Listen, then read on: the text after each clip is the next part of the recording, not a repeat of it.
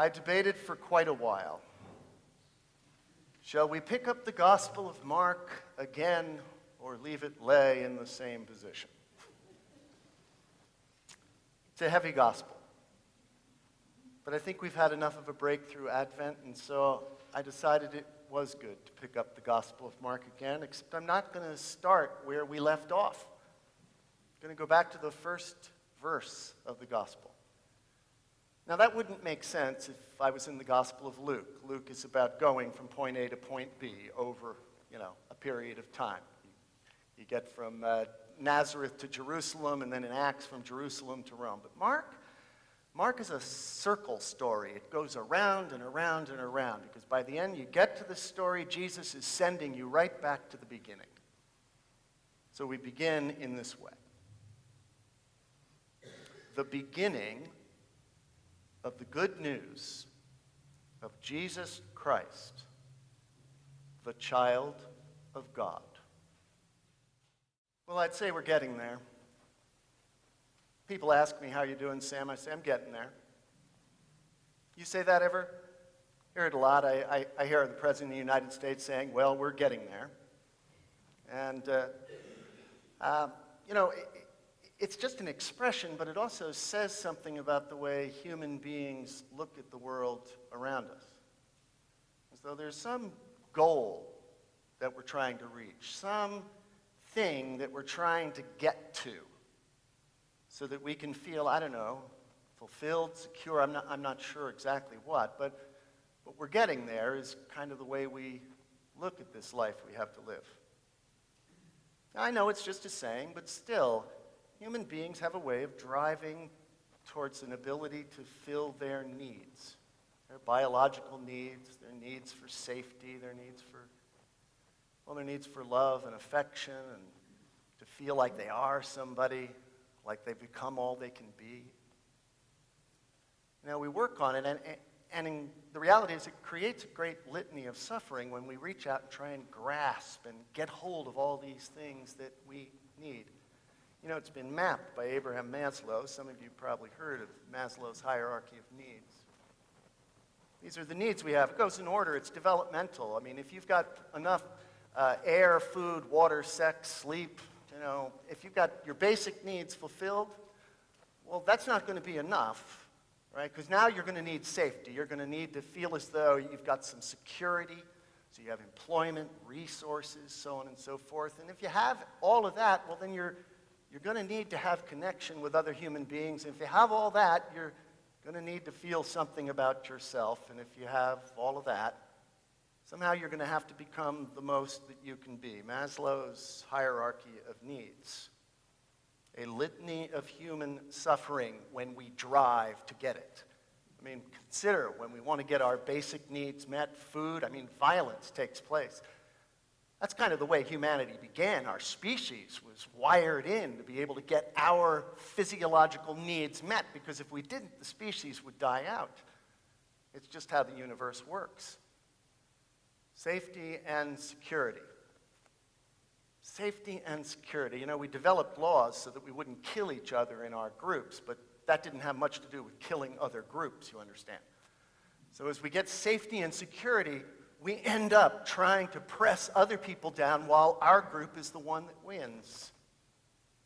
Empires have been built, producing safety and security and enormous injustice.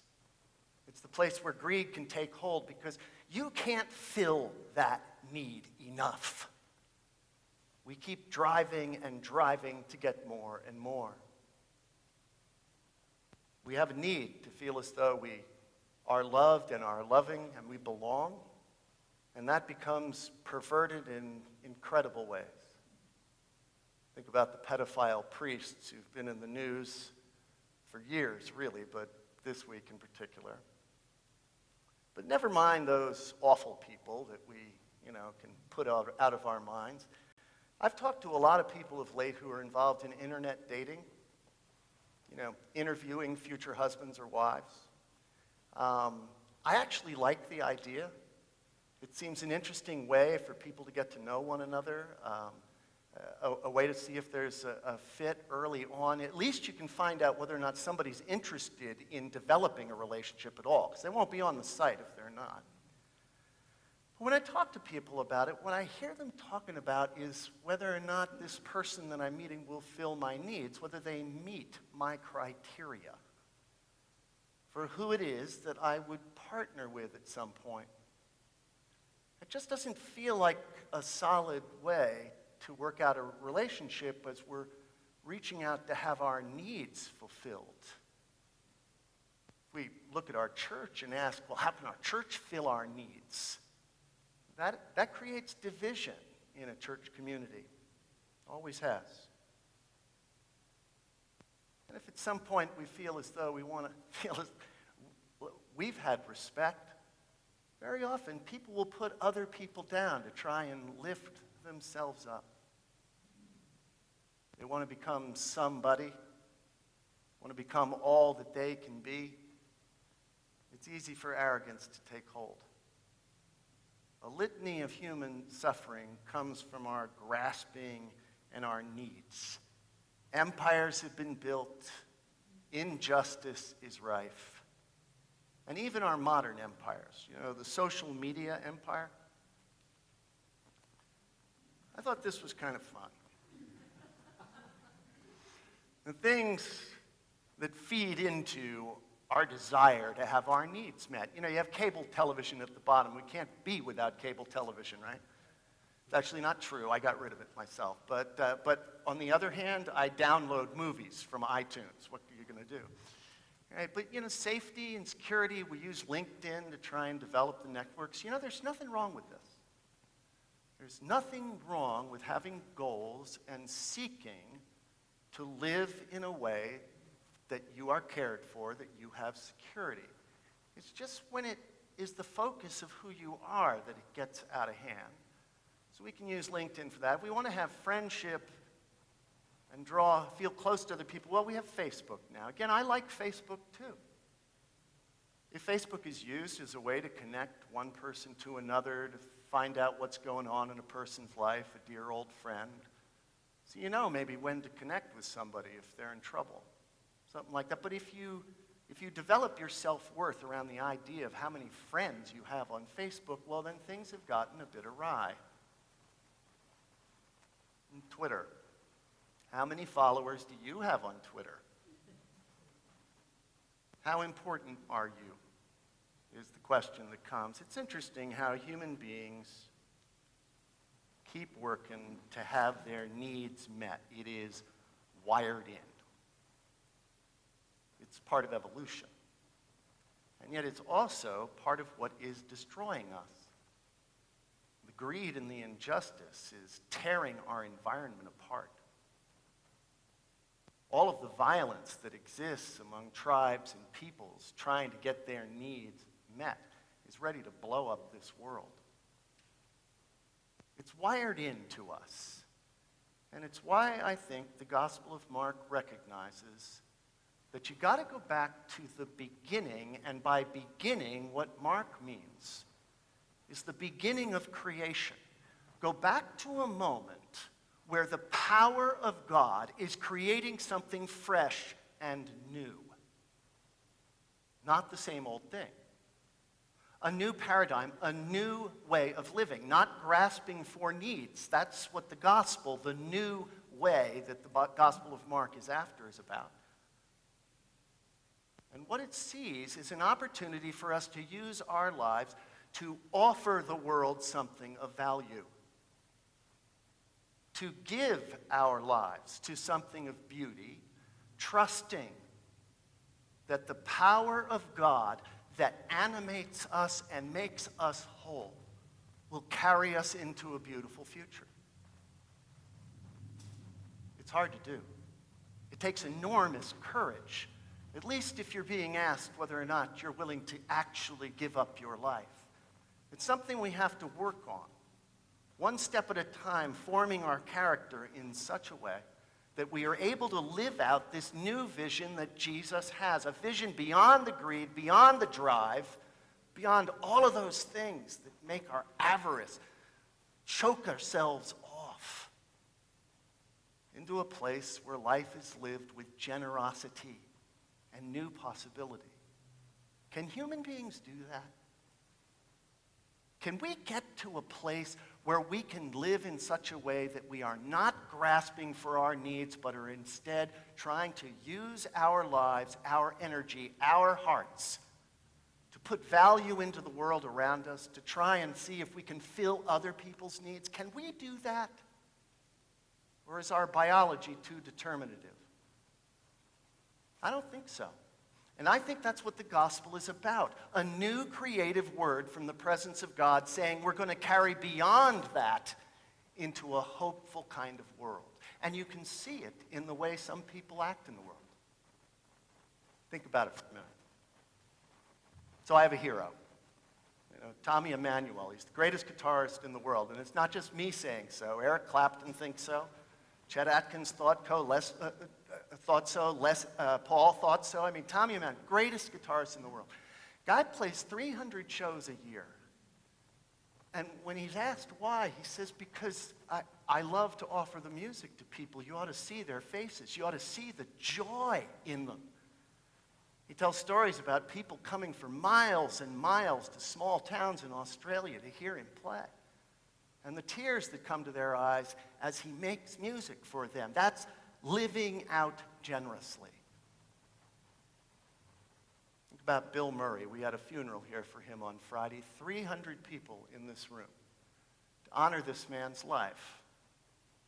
Now, it wasn't because he was successful that they were here.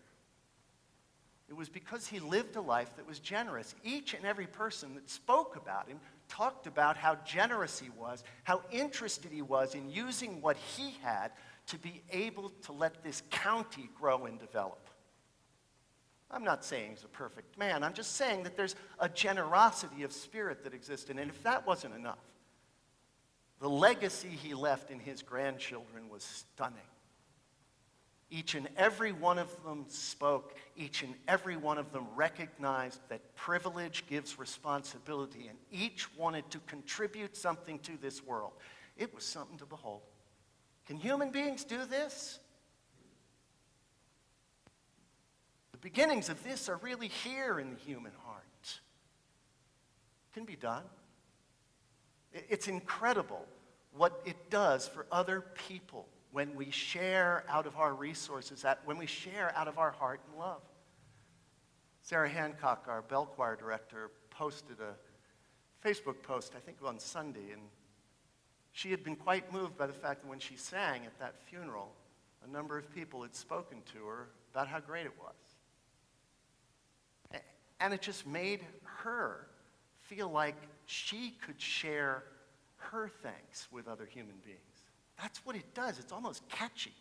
Can human beings do this? Can we reverse the trend of greed, trying to get our needs filled, and instead turn it around and offer the world something of value? Last night, an amazing thing happened to me. Barbara and I have some new friends, John and Adriana. We're not so close to these folks that we exchange Christmas gifts. We have dinner from time to time. We've had some really deep and important conversations with them, to be sure. Just want you to get a sense of who they are for us. But they said a couple of weeks ago that they wanted to give me a present. And Barbara and I puzzled about what that could mean. Why are they going to give me a present? What would it be? And so they said they wanted to take us out to dinner last night, so we met at Jason's. And the present was a 4-day workshop in the Catskills with Tommy Emmanuel. And what was more stunning than that was why they said they gave it to me. They said they gave it to me as a thank you for all the things that I do in the world. Do you have any idea how it feels to be seen like that? It was a stunning moment. I'm sure the people at Jason's thought I was out of my mind. I wept through the whole dinner. It was supposed to be a good steak, but I don't remember it. This is what it's like to live a life of generosity, to be John and Adriana and to put value into someone the way they did. The people that complimented Sarah, the grandchildren, Bill. This is a life of generosity. This is human beings that recognize that the value of their life is what they can give and not what need that can be filled. Because this image of a new humanity goes beyond the wired-in biology. It moves to a place where we are trusting in the power of God to bring about something new. It takes enormous courage because we're moving into uncharted lands. But it requires each and every one of us to recognize what is valuable within. My friend Mark Goffney, who you know has preached here a couple of times, does a meditation that with people often, actually, because he thinks we don't do this enough. He calls it confessing your greatness. And I'd like you to do it. I won't ask you to share one with another, but actually I might at some point. But it's a question of sitting down and asking yourself, what gift has God given me?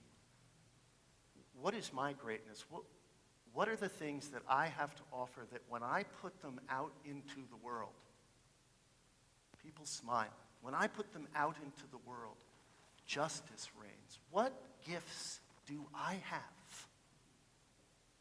that can make a difference? Because this is the vision of the reign of God that the Gospel of Mark proclaims. The beginning of the gospel, the new creative moment. Each and every person in this room has some great gift. No, you're not left out. Every person has a way to reach into the world and make it more beautiful and whole. So as Martha plays, I'd like us to ponder that, because the power of God is behind those moments in our life. We can change this world. It does not have to be determined by our selfish needs. Instead, it can be determined by the expression of the Spirit of God that lives within each of us.